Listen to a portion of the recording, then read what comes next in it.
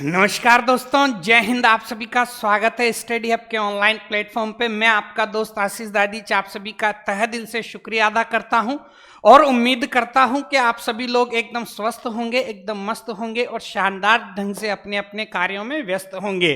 तो दोस्तों, आप सभी के लिए बहुत ही बड़ी खुशखबरी आ चुकी है। पशु परिचर की भर्ती आ चुकी है, एलडीसी की भर्ती आ चुकी है और स्टेनोग्राफर की भर्ती आ चुकी है। और आप सभी को अच्छे से पता है कि यदि इस बार चूके तो फिर पछताना पड़ेगा। तो इस बार चूकना नहीं है, आपको अपनी एक सीट फिक्स करनी है। आप सभी के मेरे पास में बहुत सारे मैसेजेस आ रहे थे, कॉल्स आ रहे थे कि सर अब स्टार्ट कर दीजिए। तो लो, आज से अपन प्रॉपर ढंग से, प्रॉपर वे के अंदर अपन स्टार्ट कर रहे हैं इन तीनों भर्तियों के लिए। तो आज जो है मैं पहला वीडियो आप लोगों के लिए लेके आया हूं, जिसमें अपन लोग जो हैं वो मानव रोग जो टॉपिक है उसके बारे में डिस्कशन करने वाले हैं। मैं आप सभी से बस इतना सा अनुरोध करता हूं कि इस वीडियो को आप लास्ट तक देखिएगा, ज़्यादा से ज़्यादा क्वेश्चंस को आप सोल्व करिएगा। जहाँ पे भी दिक्कत आ रही है तो आप ज़रूर कमेंट करके बताइएगा। और आप मेरे से जुड़ना चाहते हैं तो मैं आपको लास्ट में मेरे नंबर दे दूंगा व्हाट्सएप के, उस पर आपकी जितनी भी क्यूरीज है वहाँ पे डाल दीजिएगा। मैं आप सभी के प्रश्नों के उत्तर देने के लिए बाध्य हूँ, ये मान के चलिएगा, बाध्य हूँ। मैं 100% आपके उत्तर दूंगा और आपकी जो भी डाउट्स वगैरह हैं उसको मैं क्लियर कर दूंगा। तो बिना समय गंवाए स्टार्ट करते हैं आज का सेशन, जो रहने वाला है मानव रोग से संबंधित। तो 25 वेरी इंपॉर्टेंट क्वेश्चन जो हर बार एग्जाम में पूछे जाते हैं उनके बारे में अपन डिस्कशन कर रहे हैं। तो देखो, सबसे पहला प्रश्न है कि निम्न में से कौन सा रोग जीवाणु द्वारा होता है। यहाँ पे आपके पास में 4 ऑप्शन है: पोलियो, फाइलेरियासिस, टाइफाइड और हीमोफीलिया। तो आप सभी को यहाँ पर ये पता होना चाहिए कि कौन सा रोग किससे होता है। इसकी जो ट्रिक्स हैं वो ऐप के ऊपर जो भी वीडियोस मैंने डाल रखे हैं, जो भी मैं वहाँ पे पढ़ाता हूँ उसमें मैंने पूरी ट्रिक्स आपको बता रखी हैं। फिर भी मैं यहाँ पे आपको बता देता हूँ कि जीवाणु जनित रोगों की एक ट्रिक होती है, टिंकू सीडी में बनी पटाखा है। टा से क्या होता है? टाइफाइड। तो यहाँ पे जो राइट आंसर होगा, यहाँ पे जो राइट आंसर होगा वो होगा आपका टाइफाइड। कौन सा होगा? टाइफाइड। ठीक है, ये आप सभी को पता होना चाहिए कि जो टाइफाइड होता है वो जीवाणु के द्वारा होता है। क्योंकि आप सभी को ये भी पता होना चाहिए कि जहाँ पोलियो जो रोग होता है वो किससे होता है? तो आप कहोगे विषाणु से। फाइलेरियासिस किससे होता है? तो आप सभी को अच्छे से पता होना चाहिए, कृमि जनित तो होता है, लट्टों से। और आप सभी को ये पता होना चाहिए कि हीमोफीलिया जो रोग होता है वो कैसा होता है? आनुवांशिक। तो आपसे पूछ रहा है कि जीवाणु जनित रोग कौन सा है, तो यहाँ पे जीवाणु जनित रोग कौन सा होगा? टाइफाइड। ठीक है, इसकी ट्रिक्स हैं, मैं आपको याद करवा दूंगा। चलिए, अगला प्रश्न है आपके सामने: निम्नलिखित में से कौन सा परजीवी सिर्फ किसी मेजबान जीव की कोशिकाओं के भीतर ही प्रजनन करता है? यह प्रश्न 2-3 बार एग्जाम्स के अंदर अलग अलग तरीकों से पूछा जा चुका है। तो इसका जो राइट आंसर होगा वो आप सभी को पता होना चाहिए कि ऑप्शन ए होगा। कौन सा होगा? Option A, virus. अब आप कहोगे कि सर कैसे? तो याद रखना कि जो वायरस होते हैं, विषाणु होते हैं, वो अपने होस्ट का मतलब जिस जीव के शरीर में जाते हैं, उस जीव के शरीर में जाने के बाद में ही वो क्या करते हैं? वृद्धि कर सकते हैं। क्योंकि आपको अच्छे से पता है कि विषाणु बाहरी माध्यम पर क्या होता है? निर्जीव होता है। किसी सजीव के भीतर जाता है, उसके बाद में वो सजीवता का लक्षण दर्शाता है। इसी के कारण बताया था, निर्जीव और सजीव के बीच की योजक कड़ी भी किसे कहा जाता है? वायरस को कहा जाता है। तो यहाँ पे जो राइट आंसर होगा वो आपका कौन सा होगा? वायरस होगा। कुछ चीजें हैं, नोट लगा के याद रख लेना, नोट लगा के याद कर लेना कि साहब जो विषाणु होता है, कौन होते हैं? विषाणु। ये बाहरी माध्यम पर तो कैसा होता है? बाहरी माध्यम पर। ठीक है, बाहरी माध्यम पर आप सभी को अच्छे से पता होना चाहिए कि साहब निर्जीव होता है। कैसा होता है? निर्जीव। और आंतरिक माध्यम, आंतरिक का मतलब किसी जीव के शरीर के भीतर कैसा होता है? सजीव होता है। और जैसे ही सजीव का लक्षण दर्शाएगा तो उसके बाद में उस जीव के शरीर में ही वो क्या दर्शाएगा? विभाजन दर्शाएगा। ठीक है, तो यहाँ पर जो राइट आंसर होगा वो आपका कौन सा होगा? वायरस, जो मेजबान जीव की कोशिकाओं के भीतर ही क्या करता है? विभाजन करता है, प्रजनन करता है। बात क्लियर है? ठीक है, चलिए, यौन संचरित रोगों का उदाहरण है। यौन संचरित का मतलब होता है ऐसे रोग जो असुरक्षित यौन संबंध से द्वारा होते हैं। ठीक है, यौन लक्षणों के बारे में बहुत अच्छे से अपन डिस्कशन कर चुके हैं, जहां पर मैंने सब्जेक्टिव आपको पढ़ाया है। तो यहाँ पे सीधा अपन क्या करेंगे, केवल और केवल क्वेश्चन के ऊपर फोकस करेंगे। तो देखिएगा, यौन संचरित रोग का उदाहरण है, ये आपको पता होना चाहिए। तो आपको अच्छे से पता है कि साहब जो टीबी होता है वो यौन संचरित नहीं होता, क्योंकि टीबी जो है वो संक्रमित व्यक्ति की जो लार वगैरह के अंदर जो सूक्ष्म बूंदे वगैरह होती हैं, जिसको आप ड्रॉपलेट्स कहते हो, उनके द्वारा होता है, तो यौन संचरित नहीं होता। आप सभी को अच्छे से पता है कि साहब कैंसर भी यौन संचरित नहीं होता, सभी को पता है। ठीक है, इसमें बाद में है गोनोरिया। तो यहाँ पे जो राइट आंसर होगा आपका वो कौन सा होगा, गोनोरिया। यहाँ पे राइट आंसर आपका कौन सा होगा, गोनोरिया। ये याद रखिएगा, ये यौन संचरित रोग हैं, यौन संचरित रोग हैं। ठीक है, कैसा रोग है, यौन संचरित। ठीक है, और आप सभी को अच्छे से पता है निमोनिया भी नहीं होगा। क्यों, क्योंकि निमोनिया बच्चों में होता है और आपको अच्छे से पता है सूक्ष्म बूंदों से होता है। तो यहाँ पे राइट जो आंसर होगा वो कौन सा होगा, सी, गोनोरिया। ये कैसा होता है, यौन संचरित तो होता है, असुरक्षित यौन संबंध से होता है। ठीक है, संक्रमित व्यक्ति के साथ में संबंध बनाने से। चलिए, अगला प्रश्न है, निमोनिया का रोगजनक है। आप सभी को अच्छे से पता है, ये तो बच्चों जैसा क्वेश्चन है कि साहब निमोनिया का रोगजनक है। निमोनिया रोग कौन फैलाता है, जीवाणु, कवक, प्रोटोजोआ या विषाणु। तो आपको मैंने ट्रिक बताई थी, टिंकू सीडी में बनी नी से क्या बताया था, निमोनिया। तो आप सभी को अच्छे से पता होना चाहिए कि साहब जो निमोनिया रोग होता है वो किसके द्वारा होता है, जीवाणु के द्वारा होता है। और आपसे कोई पूछे कि भाई निमोनिया में प्रभावित अंग कौन से होते हैं, तो आपको पता होना चाहिए फेफड़े। कौन सा, फेफड़े, याद कर लेना प्रभावित अंग। और आप सभी को अच्छे से पता होगा कि ये जो रोग होता है वो बच्चों में सामान्यतः होता है। किसमें होता है, बच्चों में, बच्चों में सामान्यतः होता है। ये आप सभी को अच्छे से पता होना चाहिए। ये काफ़ी बार आ चुके हैं, छोटे एग्जाम्स के अंदर भी पूछा जा चुका है कि निमोनिया तो जीवाणु जनित फेफड़े संक्रमित होते हैं, और किसके, बच्चों के। चलिए, अगला प्रश्न है, डोट्स प्रोग्राम का संबंध किस रोग से है। इसको MTR कर लेना। आपको मैंने बता चुका हूं कई बार, MTR मतलब मुझे तो रट लो, मुझे तो रट लो, क्योंकि हर बार एग्जाम के अंदर ये प्रश्न पूछा जाता है। अधिकांश जो बच्चे हैं वो इस क्वेश्चन को क्या करके आते हैं, गलत करके आते हैं। पूछ रहा है, डोट्स प्रोग्राम का संबंध किस रोग से है, एड्स से, क्षय रोग से, पोलियो से या कैंसर से। ठीक है, अब आपको मान लो इसके बारे में कोई जानकारी नहीं है तो मैं बता देता हूं। इसका जो राइट आंसर होगा, इसका जो राइट आंसर होगा वो आप सभी को पता होना चाहिए कि साहब टीबी रोग के लिए आता है। टीबी रोग के लिए एक पद्धति चलती है, उस पद्धति को कहते हैं डोट्स पद्धति। आपने एक देखा होगा राहुल द्रविड़ का एड के डोट्स पद्धति अपनाओ और टीबी से मुक्ति पाओ। ठीक है, और टीबी को ही क्या कहते हैं, क्षय रोग कहते हैं आप सभी को। तो आज के बाद में अब आपसे कोई पूछे कि डोट्स प्रोग्राम का संबंध, तो आप कहोगे क्षय रोग से। अब क्षय रोग को ही क्या कहते हैं, आपको पता है, टीबी। ठीक है, या क्या कहते हैं, तो आपको पता है तपेदिक, तपेदिक। ठीक है, या क्या कहते हैं, तो आपको अच्छे से पता होगा, इससे को ही फेफड़ा विनाशक रोग भी कहते हैं। क्या कहते हैं, फेफड़ा विनाशक रोग।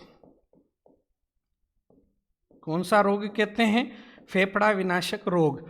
तो क्षय रोग के दो, टीबी, तपेदिक या फेफड़ा विनाशक रोग। इस रोग के उपचार के लिए कौन सी पद्धति अपनाई जाती है, डोट्स पद्धति। ठीक है, अब आपसे यह भी प्रश्न पूछ सकता है, रीट के एग्जाम में पूछा था कि डोट्स का पूरा नाम क्या होता है, तो अपन उसके बारे में भी डिस्कशन कर लेते हैं कि साहब ये जो डोट्स हैं, इस डोट्स का पूरा नाम क्या होता है, डोट्स का पूरा नाम क्या होता है, इसके बारे में डिस्कशन कर लेते हैं। ठीक है, तो आप सभी को अच्छे से पता होना चाहिए कि साहब डी का मतलब यहाँ पे होता है डायरेक्ट। क्या होता है, डायरेक्ट। ओ का मतलब यहाँ पे क्या होता है, ऑब्जर्वेशन। क्या होता है, ऑब्जर्वेशन। ठीक है, ये याद रखना। और आपसे पूछे टी का मतलब, तो याद रखना थेरेपी। ठीक है, और एस का मतलब, तो एस का मतलब होता है शॉर्ट टर्म, ठीक है। तो इसका पूरा नाम होता है direct observation therapy short term. और डोट्स प्रोग्राम जो है वो किससे मुक्ति दिलवाने के लिए प्रारंभ किया गया था? क्षय रोग मतलब टीबी से। यहां तक किसी को कोई तकलीफ नहीं होनी चाहिए। चलिए अगला प्रश्न है, काली मौत किसे कहते हैं? वेरी वेरी वेरी इंपॉर्टेंट प्रश्न, लगा लेना। हर बार एग्जाम के अंदर पूछा जाता है और बच्चे इसको गलत करके आ जाते हैं। काली मौत रोग किसे कहते हैं? ठीक है, तो आप सभी को अच्छे से पता होना चाहिए, सभी को पता होना चाहिए कि काली मौत रोग किसे कहते हैं? प्लेग को कहते हैं। किसको कहते हैं? प्लेग को, ठीक है। क्योंकि याद रखना कि इसको काची मौत रोग भी कहते हैं, क्योंकि इस रोग से सामान्यतः बच्चे ज्यादा मरते थे, ठीक है। आप सभी को अच्छे से पता होगा ये वही प्लेग है जो चूहों के द्वारा फैलाया जाता है। और इसको याद रखना क्योंकि इस रोग के अंदर जो नाखून वगैरह होते हैं ना वो काले हो जाते हैं एकदम। आप देखना, आप जाके देखोगे तो आपको पता लगेगा, ठीक है। तो याद रखना कि काली मौत, तो काली मौत किसे कहते हैं? तो आप कहोगे कि प्लेग को कहते हैं। यहां तक किसी को भी कोई तकलीफ नहीं होनी चाहिए, सीधा सीधा रट लेना काली मौत। तो काली मौत किसको कहते हैं? प्लेग को कहते हैं, ठीक है। चलिए अगला प्रश्न है, प्लेग किससे फैलता है? ये आपको वेरी इंपॉर्टेंट है, ये बताना है। यहाँ पे ऑप्शन में आपको कहीं पर भी क्या नहीं दे रहे हैं, ये ऐसे नहीं पूछ रहे हैं कि चूहों के द्वारा होता है, चिड़ियाओं के द्वारा होता है, किसके द्वारा होता है।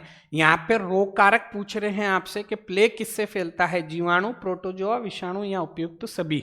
तो आप सभी को अच्छे से पता होना चाहिए कि साहब प्लेग है वो एक जीवाणु जनित रोग है। प्लेग है वो कैसा रोग है? जीवाणु जनित रोग है, ठीक है। और आपको मैंने ट्रिक लिखवाया टिंकू सीडी में, बनी पै टा का प से क्या याद करवाया था? प्लेग। तो याद रखिएगा कि प्लेग जो है वो जीवाणु जनित रोग है। और आपसे पूछ ले कि भाई प्लेग का रोग कारक कौन सा है? रोग कारक कि भाई कौन सा जीवाणु ये रोग उत्पन्न करता है, तो आपको पता होना चाहिए यार्सिनिया पेस्टिस। यार्सिनिया पेस्टिस, पेस्टिस या पास्चुरेला पेस्टिस, पास्चुरेला पेस्टिस, ठीक है। ये आप सब याद रखना, इन जीवाणुओं के द्वारा कौन सा रोग होता है? प्लेग होता है। चलिए अगला प्रश्न है, कौन से जीवाणु से मानव में काली खांसी रोग होता है? ये आपको बताना है कि काली खांसी जो रोग होता है वो इनमें से कौन उत्पन्न करता है। अपन 1 बाय 1 एक एक ऑप्शंस के बारे में देख लेते हैं, आप सीधा सीधा देखना। यहाँ पे जो राइट आंसर होगा, यहाँ पे जो राइट आंसर होगा वो कौन सा होगा? ऑप्शन ए होगा। कौन सा होगा? ऑप्शन ए, ठीक है। तो ये जो बोर्डूटेला पर्टुसिस है ये आपके कौन सा रोग उत्पन्न करता है? काली खांसी रोग उत्पन्न करता है, ठीक है। बाकी तीनों के बारे में भी अपन डिस्कशन कर लेते हैं, क्योंकि यहाँ पूछ रहा है आपसे काली खांसी रोग होता है तो वो किससे होता है? बोर्डूटेला पर्टुसिस से। क्योंकि याद रखना कोर्नी बैक्टीरियम डिफ्थरी ये नहीं हो सकता, क्योंकि ये व्यक्ति में कौन सा रोग उत्पन्न करता है? तो डिफ्थीरिया। कौन सा रोग उत्पन्न करता है? डिफ्थीरिया। आपको पता होना चाहिए माइकोबैक्टीरियम लेप्री ये कौन सा रोग उत्पन्न करता है? तो आप सभी को अच्छे से पता होना चाहिए कुष्ठ। और आप सभी को अच्छे से पता होना चाहिए निसेरिया गोनोरिया ये कौन सा रोग उत्पन्न करता है? तो गोनोरिया, ठीक है। आपको अभी मैंने बताया था यौन संचरित रोग। तो यहाँ पे जो राइट होगा वो कौन सा होगा? बोर्डूटेला पर्टुसिस। चलिए अगला प्रश्न है आपके सामने, कौन सा जीव काला आजार बीमारी का कारण है? अमीबा, प्लाज्मोडियम, प्लेनेरिया या लिजमेनिया या लिशमानिया, ठीक है। तो यहाँ पे जो राइट आंसर आप सभी को अच्छे से पता होगा ऑप्शन डी होगा। ऑप्शन डी होगा, इसको याद कर लेना, इसको याद कर लेना, MTR लगा लेना। जो कंप्यूटर अनुदेशक की जो भर्ती हुई थी राजस्थान में पिछली, उसके अंदर ये प्रश्न पूछा गया था कि काला आजार का रोग कारक होता है, तो याद रखना लिशमानिया। और पूरा नाम होता है इसका लिशमानिया डोनोवनी। लिशमानिया डोनोवनी, ठीक है, डोनोवनी।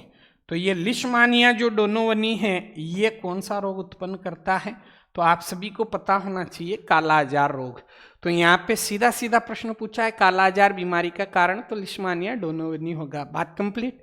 चलिए अगला प्रश्न आपकी स्क्रीन पे है, लोकजो रोग किसे कहते हैं।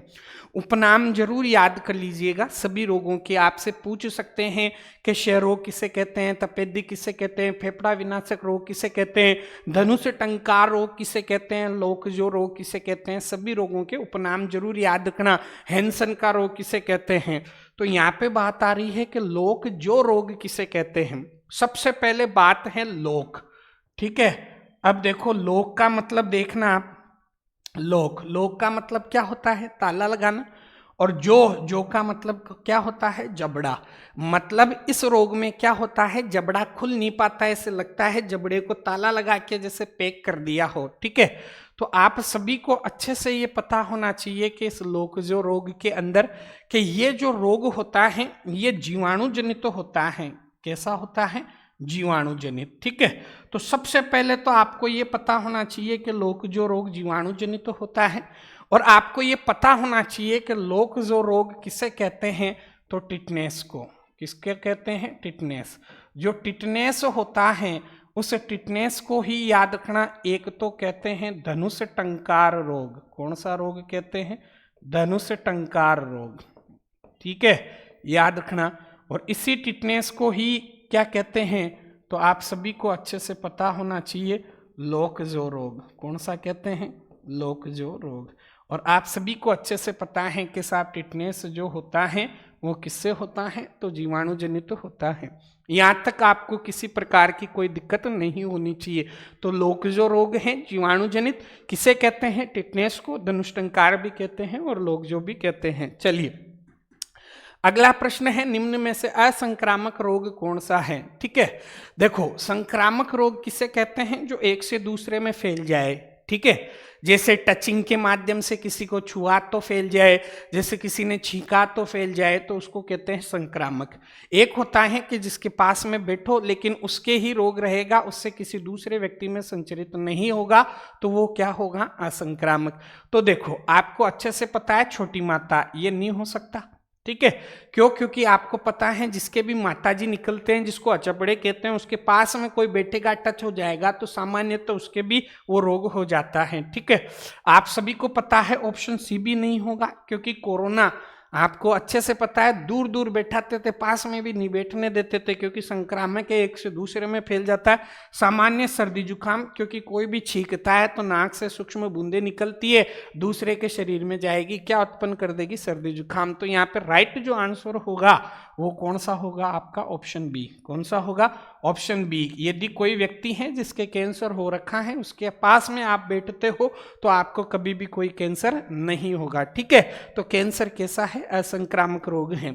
चलिए अगला प्रश्न है, HIV के लिए प्रयुक्त है, मतलब HIV का यहाँ पे फुल फॉर्म पूछ रहा है कि क्या होता है, human immuno deficiency virus, human immuno deficiency value, high immune deficit value, high immune deficiency virus, ठीक है। तो आपको सबको पता है ह्यूमन इम्यूनो डिफिशियंसी वायरस क्या होता है, HIV वायरस, ठीक है। तो ह्यूमन इम्यूनो वायरस, तो यहाँ पे देखें एक तरीके से तो ऑप्शन ए क्या हो जाएगा, राइट हो जाएगा। ऑप्शन ए क्या हो जाएगा, राइट हो जाएगा। ऑप्शन ए आपके लिए क्या होगा, right, human immuno deficiency virus, ठीक है। HIV के लिए प्रयुक्त सामान्यतः, ठीक है, वैसे ह्यूमन इम्यूनो वायरस होता है।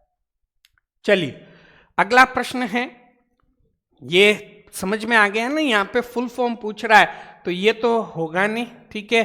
डिफिशियंसी वैल्यू होगा नहीं, वैल्यू होगा नहीं, और डिफिशियंसी ये वायरस तो ये भी नहीं होगा, ठीक है, क्योंकि हाई इम्यून नहीं है, ह्यूमन इम्यूनो है, ठीक है। चलो अगला है, एड्स के उपचार में किस प्रकार की औषधियों का प्रयोग होता है। इसको आप MTR लगा लेना। MTR मतलब मुझे तो रट लो, रट लेना, ये काफी बार ये प्रश्न आ चुका है। एड्स के उपचार में किस प्रकार की औषधियां, तो आप सभी को पता होना चाहिए कि एड्स के उपचार के लिए एंटी रिट्रोवायरल औषधियां काम में लेते हैं। कौन सी लेते हैं, एंटी रिट्रोवायरल औषधियां, ठीक है। ऐसी औषधियां जो याद रखना आपको पता होना चाहिए कि HIV वायरस होता है वो एक रिट्रोवायरस होता है, वो RNA से DNA का निर्माण करता है, ठीक है। तो वैसे के लिए जो दी जाती हैं दवाइयाँ उनको एंटी रिट्रोवायरल थेरेपी कहते हैं। ये MTR है, मुझे तो रट लो, रटना है सीधा सीधा। चलिए अगला है एलिसा परीक्षण द्वारा किसका निदान करते हैं। मतलब ये पूछ रहा है कि भाई एलिसा जो है परीक्षण वो किसके लिए होता है, किस रोग का पता लगाने के लिए होता है। आप सभी को मैंने बहुत अच्छे से रटवा दिया था, एड्स के लिए। किसके लिए होता है? एड्स के लिए। अब बात कर लेते हैं यहाँ पे एलिसा का पूरा नाम, क्योंकि काफी बार पूछा जा चुका है, काफी बार पूछा जा चुका है कि एलिसा जो है इसका पूरा नाम क्या होता है। एलिसा का पूरा नाम क्या होता है, काफी बार पूछा जा चुका है। तो इसको आप सीधे सीधे रट लेना कि ए का मतलब तो होता है एंजाइम, ठीक है। एल का मतलब होता है लिंक्ड, ठीक है। आई का मतलब होता है इम्यूनो, एस का मतलब होता है सोर्बेंट, और एक का मतलब होता है एसे, ठीक है। तो याद रखना एंजाइम लिंक्ड इम्यूनोसॉर्बेंट, ऐसे ये एलिसा का पूरा नाम होता है। चलिए पीसीआर से जांच होती है। पीसीआर से जांच होती है, किसकी होती है ये आपको पता लगाना है। HIV की और कैंसर की और किसकी, क्षय रोग की और प्लेग की, ठीक है। तो पीसीआर जो परीक्षण होता है वो सामान्यतः किसके लिए होता है? पीसीआर जो परीक्षण होता है वो सामान्यतः किसके लिए होता है? तो आपको पता होना चाहिए कि एड्स के लिए होता है पीसीआर भी, ठीक है। तो एलिसा होता है, आप सभी को अच्छे से पता होगा। और कौन सा होता है? पीसीआर भी होता है। तो यहाँ पे जो ऑप्शन आपका कौन सा है, ए है, वो आपके एकदम राइट हो जाएगा। ऑप्शन ए जो है वो आपके एकदम राइट हो जाएगा। पीसीआर परीक्षण जो होता है वो एड्स के लिए होता है, क्योंकि प्लेग के लिए नहीं होता। क्योंकि प्लेग के लिए कौन सा होता है? वाइसन परीक्षण। और क्षय रोग के लिए भी नहीं होगा, क्योंकि क्षय रोग के लिए कौन सा होता है? मॉन्टेक्स परीक्षण। कौन सा होता है? मॉन्टेक्स परीक्षण, ठीक है। और कैंसर के लिए भी नहीं होगा, क्योंकि कैंसर के लिए आपको अच्छे से पता होगा, ये तो CT स्कैन करवाते हैं या MRI करवाते हैं, या आपको पता होगा एक परीक्षण होता है जिसको कहते हैं बायोप्सी परीक्षण, ठीक है। तो यहाँ पे जो राइट होगा वो कौन सा होगा? ए ऑप्शन हो जाएगा HIV के लिए, ठीक है। अगला है पीलिया रोग किसके संक्रमण से होता है। मतलब पीलिया जो रोग होता है उसमें शरीर का कौन सा अंग प्रभावित होता है, आप सभी को अच्छे से पता है। आप सभी को अच्छे से पता है क्या कि साहब ऑप्शन बी राइट होगा, क्योंकि जो पीलिया रोग होता है उसमें शरीर का जो यकृत होता है जिसको लीवर कहते हैं वो इन्फेक्टेड हो जाता है। चलिए अगला प्रश्न है, कुनेन जो मलेरिया के लिए एक प्रमुख औषधि है वो प्राप्त होती है। तो आपको सभी को अच्छे से पता होना चाहिए, और नहीं है तो इसे MTR कर लेना। मुझे तो रट लो, इसको रट लेना। इंपॉर्टेंट प्रश्न है, वेरी वेरी इंपॉर्टेंट है। यहाँ पे जो राइट आंसर होगा वो ऑप्शन ए होगा। आवृत बीजी पादप से प्राप्त की जाती हैं। किससे होती हैं? आवृत बीजी पादप से। तो बात करें कि साहब कुनेन की प्राप्ति, तो आप सभी को अच्छे से पता होना चाहिए कि एक पादप से होती है जिसका नाम होता है सिनकोना, ठीक है। और इस सिनकोना से क्या प्राप्त करते हैं? तो छाल प्राप्त करते हैं, और छाल को पीसकर किसकी दवा प्राप्त की जाती है? कुनेन की, ठीक है। और ये जो सिनकोना है, कौन है? सिनकोना, ठीक है। वो आपको पता होना चाहिए किस प्रकार का पादप है, आवृत बीजी पादप है। चलिए अगला प्रश्न आपकी स्क्रीन के ऊपर आ चुका है, रेबीज किसके द्वारा होता है। तो सभी बच्चों को अच्छे से पता है कि जो रेबीज रोग होता है वो एक विषाणु जनित रोग है। सभी को अच्छे से पता है विषाणु से होता है, ठीक है। इसमें कोई रॉकेट साइंस वाली बात नहीं है। रेबीज किसके द्वारा होता है? तो विषाणु के द्वारा होता है। आपसे ये पूछ ले कि भाई कौन से विषाणु से, तो आप सभी को अच्छे से पता होगा रेहब्डो वायरस। कौन सा वायरस? रेहब्डो वायरस, ठीक है। ये आप सभी को अच्छे से पता होना चाहिए, रेहब्डो वायरस। ये रेहब्डो वायरस कौन सा रोग उत्पन्न करता है? तो रेबीज करता है, ठीक है। तो विषाणु जनित होता है रेबीज, और कौन सा वायरस? रेहब्डो वायरस के द्वारा। और लास्ट क्वेश्चन है आज के लिए कि H1N1 जो वायरस होता है किस बीमारी से संबंधित है? एड्स से, डेंगू से, मलेरिया, स्वाइन फ्लू। याद कर लेना, इसको MTR कर लेना। हजारों बार एग्जाम्स के अंदर पूछा जा चुका है, हजारों बार, इंपॉर्टेंट, ठीक है। और H1N1 और H5N1 ये दोनों पूछते हैं, तो यहां पर पूछ रहा है कि H1N1, ठीक है, इस प्रकार से दे सकता है वो आपको लिख के। कैसे दे सकता है? H1N1 कि भाई बताओ इसके द्वारा, तो इसके द्वारा जो रोग होता है वो कौन सा होता है? तो आप सभी को अच्छे से पता होना चाहिए, स्वाइन फ्लू। कौन सा होता है? Swine flu. किससे? H1N1 वायरस से। कौन सा होता है? Swine flu. और आपसे पूछ ले कि भाई आप बताओ H5N1 जो है इससे कौन सा होता है, तो आप सीधे सीधे याद रखना कि इससे जो होता है वो होता है बर्ड फ्लू। कौन सा होता है? बर्ड फ्लू, ठीक है। कौन सा होता है? Bird flu. इसको रट डाला तो आपकी जिंदगी है दोस्तों झिंगा लाला, ठीक है। आशा करता हूं कि ये सभी जितने भी क्वेश्चंस अपन ने किए वो आपको बहुत अच्छे से समझ में आए होंगे। बहुत जल्द अपने स्टडी हब का जो एप्लीकेशन है उसके ऊपर इसकी टेस्ट सीरीज अपलोड कर दी जाएगी, तो आप सभी लोग वहां से क्या कीजिएगा, एप्लीकेशन को डाउनलोड कीजिएगा प्ले स्टोर से और परचेज कीजिएगा। और मिलते हैं कल एक नए शानदार सेशन के साथ में, तब तक के लिए जय हिंद, धन्यवाद दोस्तों।